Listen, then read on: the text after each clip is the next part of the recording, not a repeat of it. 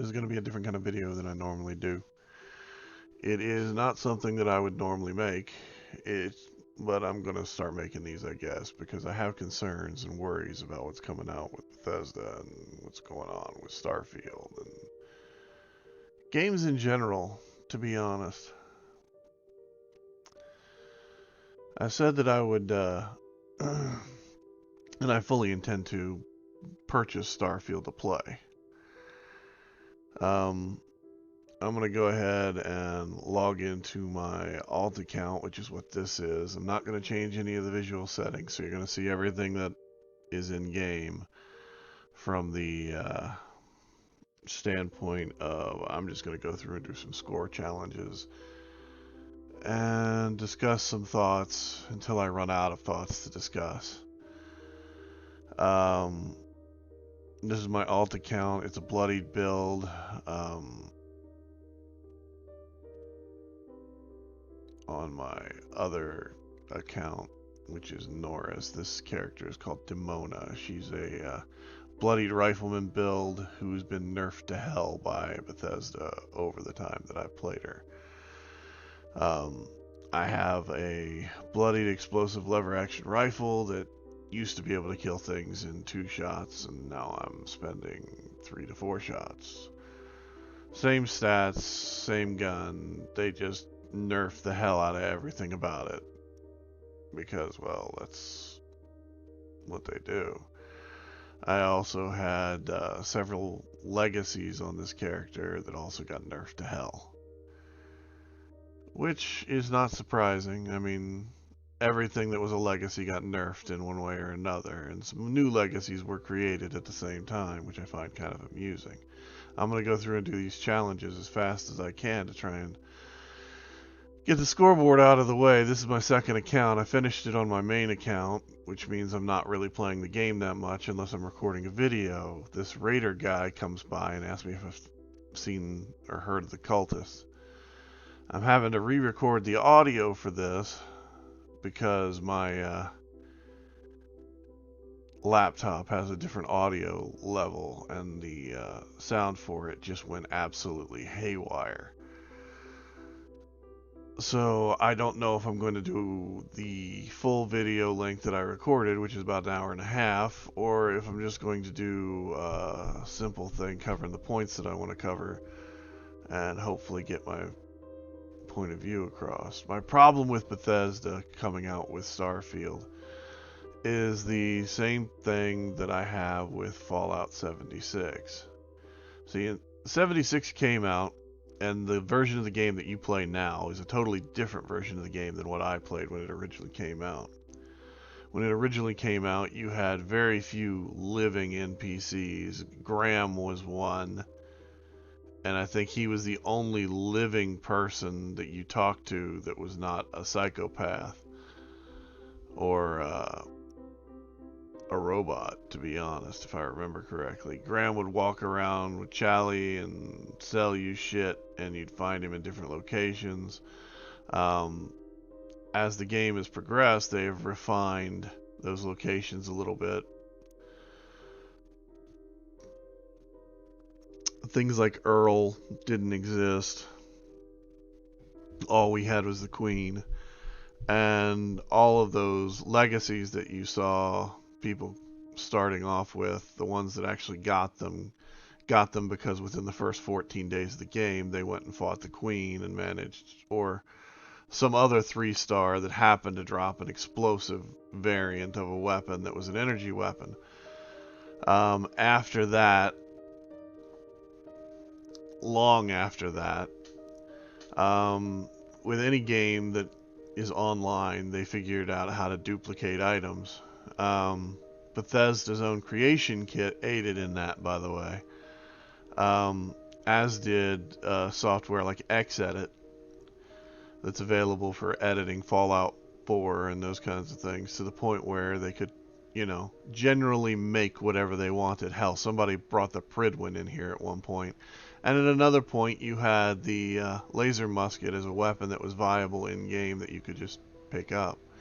And long before you could ever fight an alien and get the alien blaster plans. You could find the alien blaster in this game, and you could also find people that had plans to make it. Well, those plans came out of the dev room, because whenever this game first came out, Bethesda was stupid and hid their dev room in places that people could figure out how to access. At different points, you've been able to access the dev room, you've been able to access outside of the map. Nuclear Winter allowed for the easiest outside of the map access. Basically, all you had to do was log into that game mode, die, and there were no borders for you anymore. You could go as far north, as far south, as far east, and as far west as you could see, till your character literally ran out of nav mesh to walk on, and it eventually fell through the floor. Whenever that happened, you spawn back within the map, and your travels outside of it would be gone. The other glitches that were popular that came out of that were also the God mode and infinite stamina. Also, the other thing that I really loved about Nuclear Winter was the fact that they had goat legs. Well, goat legs in Nuclear Winter gave you the ability to not fall to your death. So some people used Xedit to make those kind of edits to their character. They called it a glitch, but it wasn't. In some cases it was, where their character files got kind of mismatch?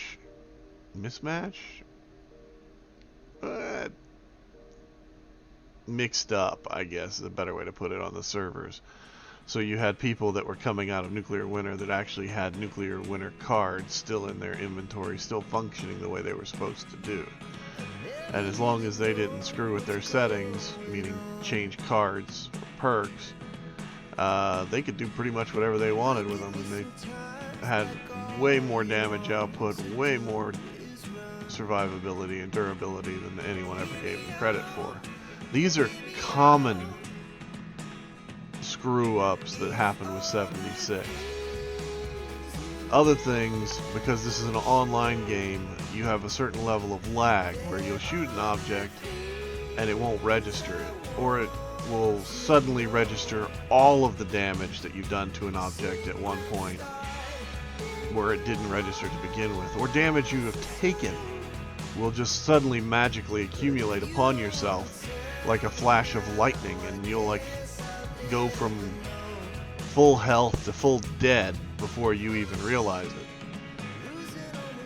So this is Bethesda's online game, online division. This is Bethesda's, and I say that because it's Bethesda that made this game, not ZeniMax. ZeniMax has ESO. ESO is a totally different animal than this. Okay? This is a Bethesda game. ZeniMax is, well, effectively, they bought Bethesda and a bunch of other little companies, put them all underneath that umbrella, and that's where they are. That's the reason why id is under their software development, and all these other little companies, and I call them little companies, but they weren't at the time, because you got to remember, id is who brought out Doom. Doom was really the first real online first-person shooter we had, and it, as always, has aged incredibly well because they update it on the regular. They make, like Bethesda, their own editors to make their own levels and things like that can be published.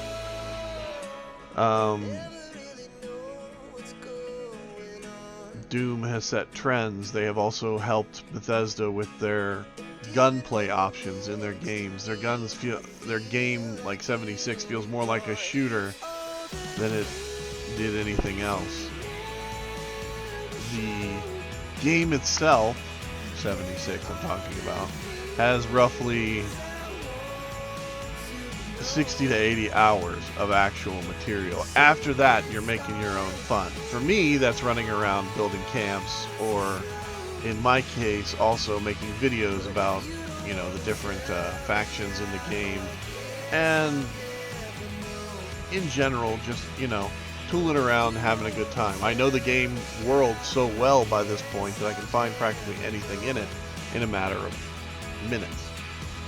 I don't have to worry where this spawns or that spawns, because I've played the game that long that I know where everything spawns. I know roughly where it is. I know where I can go get materials. I know where I can do whatever. What gets me is whenever they put out an update and they break that. Like, for instance, they break animal spawns. Like, now areas that used to have way more rad stags in them, well, those are gone. They're broken. So how did Bethesda handle it? They gave us a thing that you can stick out in your camp that spawns rad stags hanging. You can get 5 meat out of it a day. Well, technically, I think it's every hour and a half, if I remember right. Might be faster than that, might be slower than that. But Bethesda seems to forget that there are people that played this game before they broke parts of it.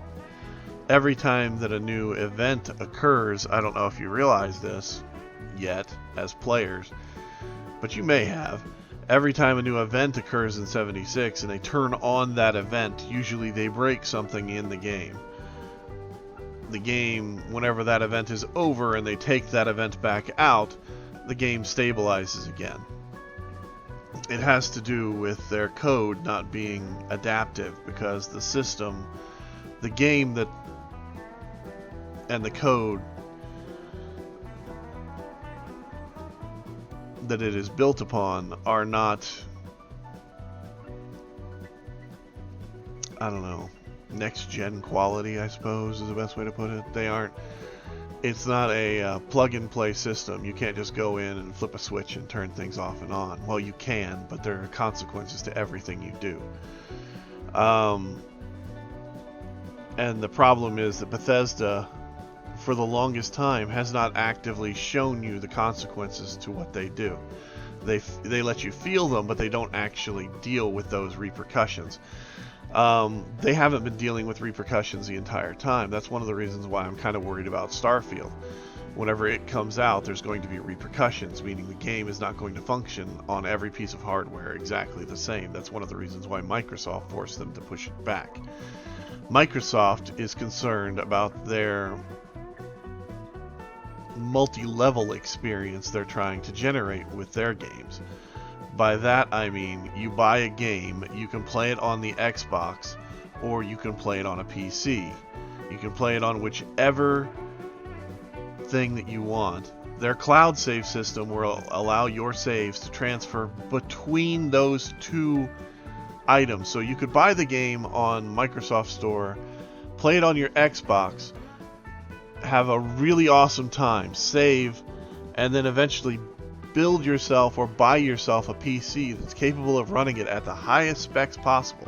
They want you to be able to enjoy that transition. They want that. That's like their end user goal for their gaming division right now, is to make sure that all of the games that they produce are cross-platform, cross-compatible, fun to play no matter what you do, and able to transfer their saves, because they want you to enjoy it. Now, the problem with the Bethesda game doing that is Bethesda's engine is dog shit. Yeah, I'm saying that. It's dog shit. The new version of the engine looks cool for Starfield. Well, why do I call it a new version? Well, all they've done really is they took all of the engines that they've had in the past, and they basically go through and they reprogram, I guess it's the best way to put it. They reprogram sections of it, add material to it, and increase its capabilities with each passing generation. Kind of the way Microsoft did with Windows. Windows started off at one point and has slowly evolved over time to the monstrosity that we have today. Now, saying that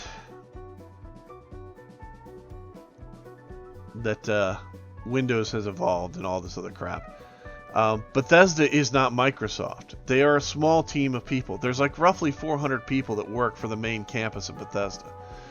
All the little outlying studios that Bethesda has that they have bought and acquired, including the one in Austin that maintains 76, they are offshoots. They are not considered Bethesda Prime.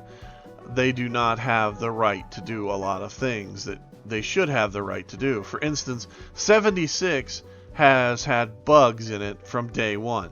Those bugs have been dutifully reported by people like myself and others throughout its development cycle, throughout its play cycle. To this day, there are still bugs that are obvious and easily findable. One of the things that is a bug in this game, which worries me about Starfield, is the fact that some of the terrain features are procedurally generated, meaning that the game's engine generates grass, rock placements, things like that. So every once in a while, you'll be walking around and you'll see a bush that's setting a foot and a half off the ground for no reason other than the fact that, well, that's where the game thinks it should be because it's using the nav mesh to place it, which means the nav mesh is screwed up in the area.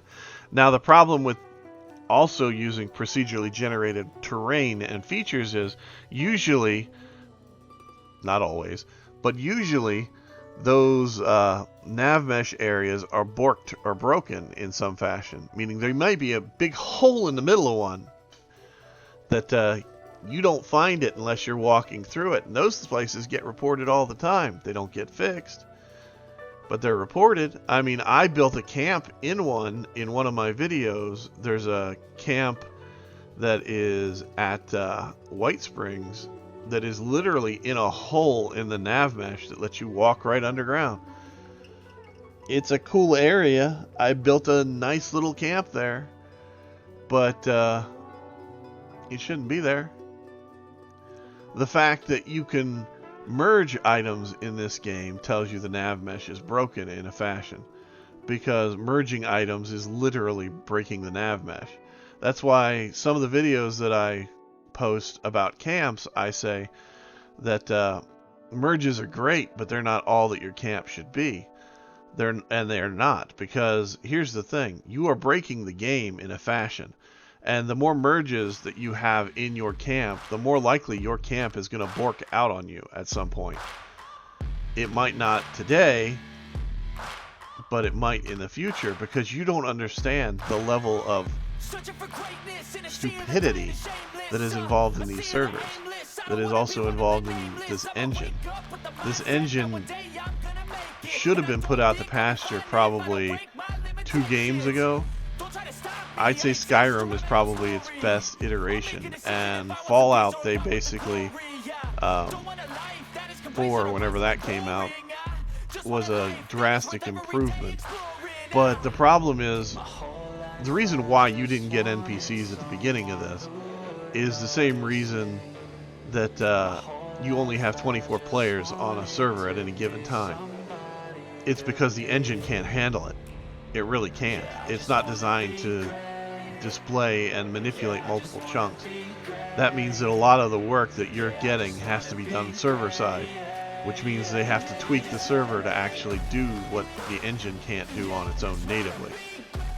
And then we have Starfield, which has all these planets that are going to be, you know, you might have 1 or 2 cities that are generated by Bethesda themselves, and then a bunch of others that are randomly placed by AI, and the name changed based on, you know, whatever parameters they put into their generation system. It's kind of like how you give your character a name and the robot can say it. As long as it's one of these names, it's fine. Once it goes outside of that parameter and the robot can't say it, that's kind of what you're going to get. Now, the thing about Bethesda that is really cool... Oh, this shelf here isn't even in the game, by the way, as far as a thing that you can get. The 2 shelves that I'm looking at, the green and the white one. My best bet is that these are probably like coffee tables that they've stacked to produce these things.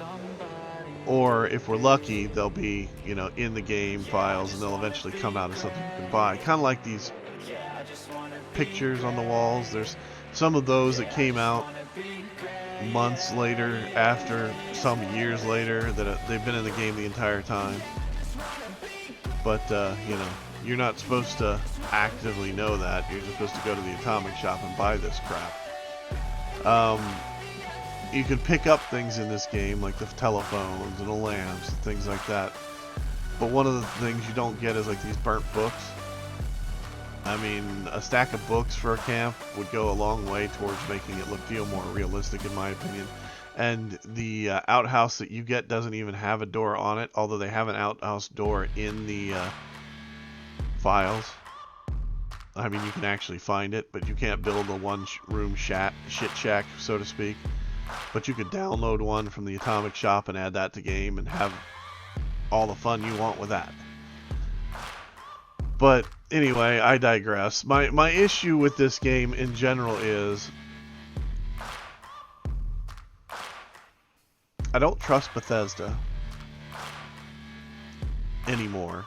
I've been burnt too hard by this game. I don't like the fact that they have effectively...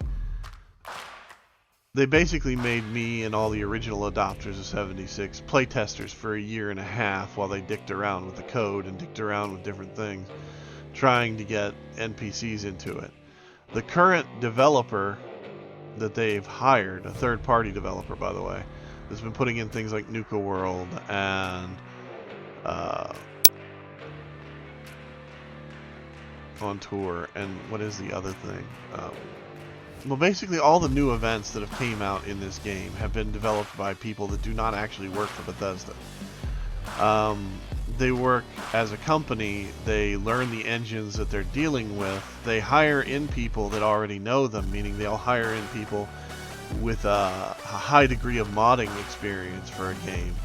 And that person will get to help the rest of everyone else learn the engine in a fashion and get their productivity up to speed so that they can do things like go through and do things like we've been requesting since day one, like, you know, adding stash boxes to events so that you can, you know, access your inventory whenever you jump in to see Earl, or adding workbenches to events that should have had them to begin with, or adding events to try and make the damn game more entertaining. Or in general, just, you know, whatever. I mean, there's so much that it's kind of amusing when you think about it. Bethesda Austin is supposedly working on a DLC for 76 that's due to come out winter or spring of the next year. By winter, I mean like the last quarter of 2023 or the beginning quarter of 2024. I don't honestly think that's going to happen. I bet money that it's going to get pushed back to probably summer for whatever they develop because of Starfield coming out. And the reason I say that is because Starfield's going to be a bugged out mess, in my opinion. And I can tell you that right from the beginning right now. Because if you look at the images and the trailers that they are presenting, they are showing you all this awesome shit. The shipbuilding, they're focusing on that because they've found out that players like to build stuff with Fallout 4 and Fallout 76. Ships make it an obvious choice because they're customizable. You can make it as much you as you want. Your bases are more like Fallout 76, where you have a limited build area, or Fallout 4. Because their engine cannot calculate above a certain level of alteration. It's not that it can't do it, it's that it'll bork out and act retarded if you push it too much. I mean, I know people that have built bases in this game that are 4 and 5, 6, 7 times over budget of what the actual build limit is in Fallout 76. Because at different points there have been glitches to do that. Now the problem with that is the builds look cool as hell, okay? But You know how you load into an area and there's item pop whenever you load in? Well, whenever you load into your base, that eventually stops. With these things, they never stop. There's just practically stuff that just continually spawns in all the time. One of my biggest problems with 76, and this is a personal issue with it, if I build a base, I would like for their game, whenever I log into the game, to do a compiling for the world that I'm on, where it takes a couple seconds and it does it in the background automatically whenever it loads in a new chunk, so that it would generate LOD for player built structures, buildings, so that you wouldn't just jump into a place and see a house magically appear on the horizon on a hillside. It would automatically be there when you came to it. The reason why I'm saying that it needs to do it per chunk is because the game already does that anyway with Bethesda's own items, because when you look off into the distance, you're seeing what's classified as billboards of items, trees, rocks, structures that they have placed in the game themselves. They could set it up to where whenever your character goes into an area, that there's a brief moment where all of that the LOD loads in and you get a better representation of what a house would be like. For instance, like whenever my character looks out into the distance here, I know where things are because I can see the LOD off in the distance. But the LOD in the distance is not a true representation of the buildings that are over there. I mean, you can see it off in the distance whenever I pan across. You can see the trees. You see those buildings over there that are all white. Most of those buildings aren't all white, but that's the LOD of the game. The camera does not have the range that it should have to give you a true representation of the materials until you get closer to them. That's part of the problem with this game. That's also what I'm worried about with Starfield. The other thing that I'm really worried about Starfield is Bethesda implemented a new animation system. Now, here's something fun for you. Modders have been doing that to Skyrim for years.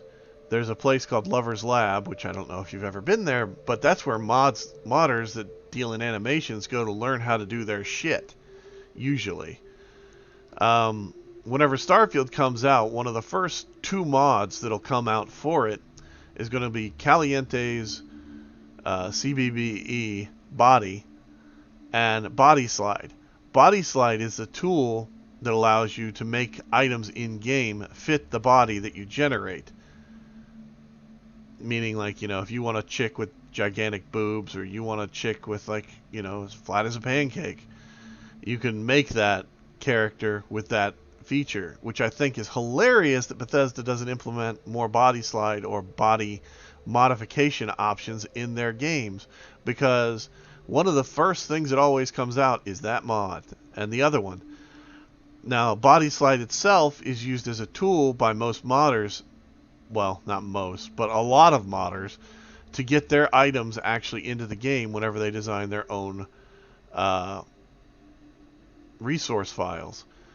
It also allows you to take items that are in the game and take them out of the game, so you could basically recolor them with Photoshop. So say you want a custom leather jacket with a custom patch, you can basically make it by taking one of the jackets that already pre-exists in the game and going through and editing the colors and redoing those. If you want to see a really good video about that, a friend of mine goes by the name Tuesday has a modding channel where he reviews mods and teaches you how to use the creation kit a little bit.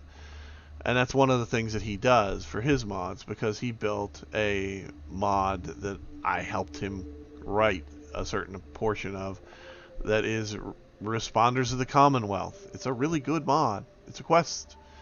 Check it out if you play Fallout 4. Highly recommend it. Anyway, now as far as Starfield goes, you're going to have that new animation system that I was talking about that Todd Howard himself has said this is our new animation system. Well, here's the thing. They made a new animation system, but they didn't really add any new animations to it. All of the stuff that I've seen in the trailers, well, that all looks roughly like the same shit just cycled up. They might have made it to where you can do more. I'm sure they have great examples from the Fallout 4 community of mods for using jetpacks that are way better than the ones we have in 76, because like there's literally a mod that makes it look like your character is, using a jetpack. It has all of the animations worked into it to where whenever you jump in the air, your character looks like they're actively jumping in the air and not going T-pose and just, look at me, I can fly, I'm a giant T. I mean, really, it's just retarded. Sorry, I use that word a lot. It's not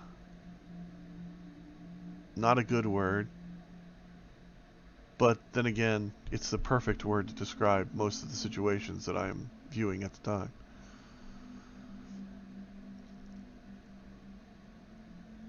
So, anyway, in 76 we have a lot of things, like the texture on that wall, for instance. All of this stuff is going to get upscaled into Starfield because they're lazy. They created all these assets. They've already got them. So they're going to use them. You know that, right? I know that. Everybody knows that. Don't get me wrong. They're going to add more. But they also... Bethesda has this really weird opinion of itself where, we put out Skyrim on every console since its inception. You could basically play it on a refrigerator at this point, or a home pregnancy test, more than likely, if you really wanted to get technical about it. But the truth is, Skyrim is not being... Bethesda is not what's keeping Skyrim alive. The modding community is. Same thing with Fallout 4. Fallout 4 just got one of the best mods for it, and that is Sim Settlements 2 Chapter 3 just came out, which is the third part in the trilogy of the Sim Settlements 2 mod series, which has a huge mod team. By huge, I mean, at least 12 to 15 people at any given point working on it. It also has modders that are making plots for it that are not on the mod team, that are basically just like, Joe Schmo that decided, hey, it would be fun to make a raider plot, and got to use King Gath's templates and PDFs and stuff to make it their mod so that it's incorporated into the bigger thing, so they could make stuff that's cool for players to use. And I'm cool with that. That's awesome. I think that more modders should do things that allow other people to get involved and learn about modding and learn tools and learn how to build things and make things awesome. Because Bethesda's games are great learning experiences for people that want to learn how to basically play in a game engine and figure out how to build things. That being said, Bethesda's modding tools are, well, Bethesda's modding tools. I mean, you have a whole other game that was created using Bethesda's tools that runs on top of Skyrim. It's called Enderall. It's a whole other game that people put together and released. There are literally hundreds of dungeons, hundreds of armors, thousands of weapons, tons of followers, millions of, I mean, you name it. There are people that make animations that make so many animations that they have to make animation packs that you go through and pick out what you want. That's the reason why I know Starfield in the long run is going to have a great modding experience. There's going to be people that make stuff for the game. Hell, because of the way the planets are set up, they could technically make a planet or a space station that does exactly what they want it to do without having to affect the major gameplay in any way, shape, or form, and probably give it to you in a system that's already permanent, like say, how I was saying that a lot of worlds will be, procedurally generated. Well, there are certain worlds that are not, like Alpha Centauri, and other worlds like those that are in the game that you'll be able to, if you're a good modder, you'll be able to basically say, hey, let's throw down a space station here, or let's throw down this other moon, whatever. They'll figure out something to work around it, trust me. But my whole issue with Starfield is like that I'm watching trailers and I'm seeing their animations, and I'm seeing a guy go up a flight of stairs, and I'm seeing him pop to people with their weapon, and one of them immediately goes into an animation lock. The other one dies instantaneously. Now, either that animation lock is a feature of the game, which is, I'm sure, what it's going to be, touted as. It's a feature. It's a type of munition that locks their armor in place, which, that's awesome. That's great. That's not what it looks like. It looks like the game flubbed up and the animation locked, and it unlocks just as soon as you shoot them the second time. So I am having a lot of second thoughts about Starfield as a pre-order for my PC. I'm also having a lot of second thoughts about it in general, because it looks like a great game, and I know the Xbox experience is going to be awesome. But do I really want to start playing an Xbox again just to play a game that should be good on the PC at the same time? And the hardware that I've got right now is better than any of the shit that they have out for Xbox. Any version of it. And I'm reading the base recommendations, and my hardware is just running average.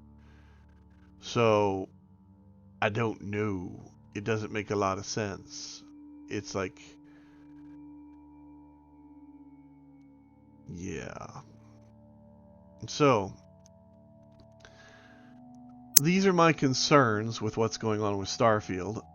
I have other concerns with, like, the way this game functions. You can tell that Bethesda is not the one building the scoreboard, because you can actually do it in less than 30 minutes in most cases.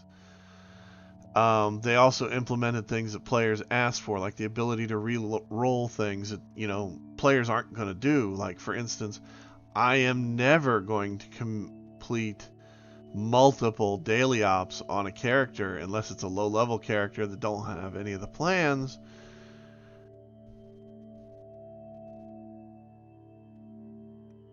Because I continually get the same shit out of daily ops with my high-level characters. So, yeah, it's just, I don't know.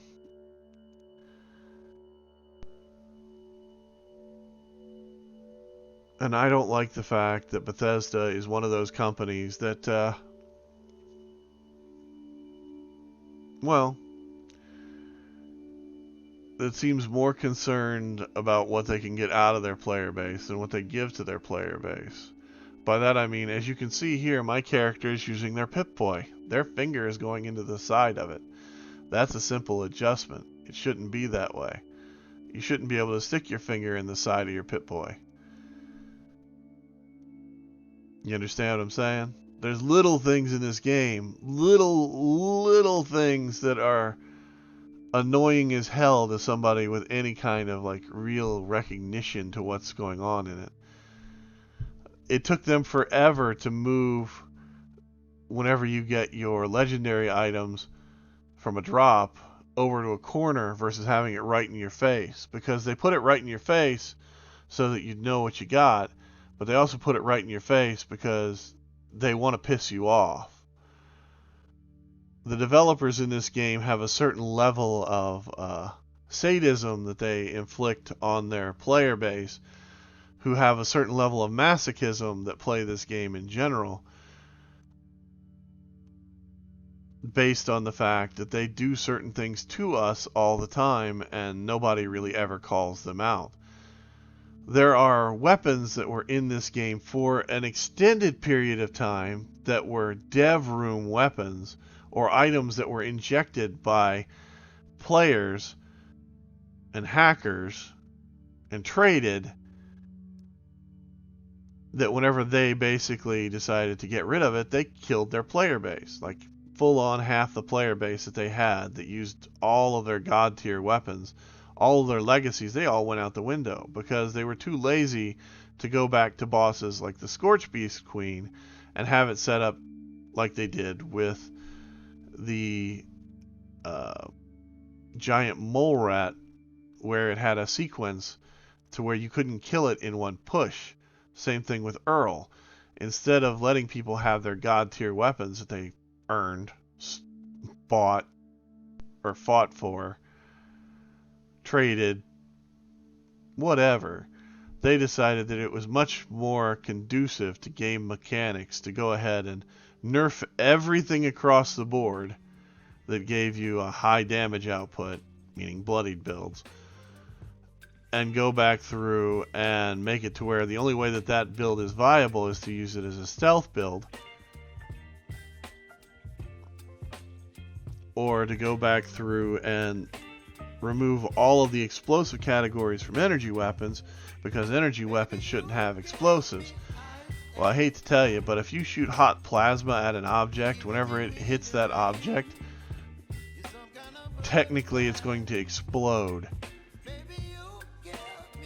Because plasma as an energy, well, any kind of energy really that you shoot at an object, that's the reason why I don't really bitch about recoil with energy weapons either, because whenever the energy spools out of them, what should happen is the air should superheat around the energy that's being projected, and should, in theory, either create a vacuum, which draws the weapon down faster onto target, or it should make a pop that throws your aim off and shifts you off of target.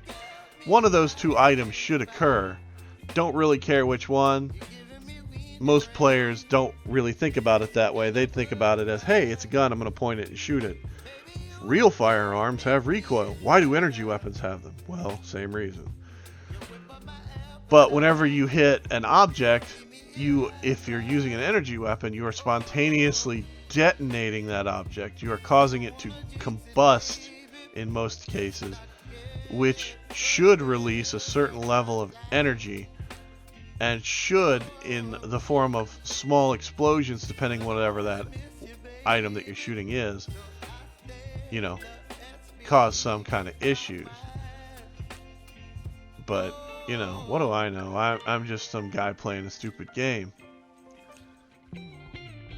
But these are my concerns, and the other concerns that I have about Starfield have to do with the fact that, like, I've watched their trailers and I've seen their energy weapons, and I don't know if it's an energy weapon or it's a mining apparatus that the woman is using in the trailer, where it's got the 3 beams of energy coming supposedly out of the item and impacting into something. Well, it's not actually coming out of the item. If you look at the trailer, the lines don't line up with the emitters on the actual guns. They're just off by a fraction, which, again, not something most people would notice, especially like with the thing with the Pip-Boy and the thumb going into the side of it. But it's also something that I noticed, and you'd think the developers would notice. And all the footage that you're seeing in those trailers is curated footage. It might be real gameplay, it might not be real gameplay, but it's curated, meaning somebody went through and had to go through and approve it, or putting it together. Kind of like whenever I make a video, I go through and I edit my videos. That's what they're doing. So they're providing you, hopefully, with the best possible experience available for their game, to highlight the features of their game, because Bethesda their engine can build some really awesome looking worlds. 76 looks cool as shit. Their light effects are awesome. The way the world moves, the mechanics, the skybox, everything like that looks cool as hell. Now, it doesn't always function the way you want it to, or the way it should, or the way that it's advertised. And that's what my problem is with it. Anyway, I've been rambling, and I hope you all don't take this video the wrong way, but it is what it is, and I hope you guys make up your own mind about whether or not Starfield is something you want to get day one or something you want to wait on. I will most likely wind up getting it because I'm an idiot, and even though I have these feelings and I have these thoughts, I will probably buy it because there is nothing other than Conan Exiles that I'm playing that even remotely gets me interested in playing a game at the moment. So anyway, have fun, enjoy your games as much as you can. If you're playing Bethesda stuff, the older stuff, go to the Nexus and go to the mod sites. Learn all you can about their games. Mod the hell out of them. There's a guy by the name of Sin and Heavy Burn, 2 to be exact, that I would suggest watch either one of their videos about modding Skyrim. Fabrith Darkstar, I think is her name. She does like homes that you can add. And of course, you know, enjoy everything you can about everything you buy. Try and make as much use out of it as you can, because in the end it's your money and it's your entertainment. So have fun, and I hope you all have a good time.